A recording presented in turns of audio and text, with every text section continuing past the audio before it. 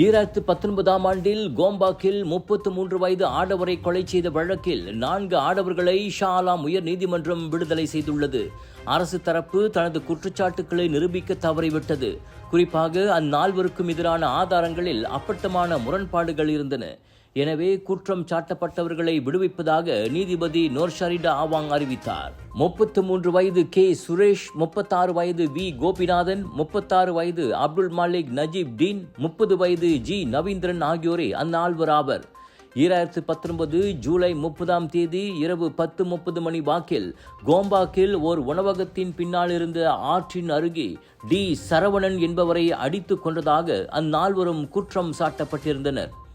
அரசு தரப்பின் சாட்சியாக 20 பேர் அழைக்கப்பட்டனர். சம்பவத்தில் நேரில் பார்த்ததாக கூறப்படும் கொலையுண்டவரின் 4 நண்பர்களும் அவர்களில் அடங்குவர். ஆனால் கொலை நடந்த நேரம், இடம் முதற்கொண்டு கொலைக்கான காரணம் வரை பெரும் முரண்பாடுகள் இருப்பதை நீதிமன்றம் கண்டறிந்தது. குறிப்பாக சரவணன் பல்வேறு வெட்டுக்காயங்களால் மரணமடைந்ததாக பிரேத பரிசோதனை அறிக்கை தெரிவிக்கிறது. ஆனால் மருத்துவ அறிக்கையோ இருதய செயலிழப்பு மற்றும் சீழ்பிடிப்பு காரணமாகவே சரவணன் உயிரிழந்ததாக கூறுகிறது.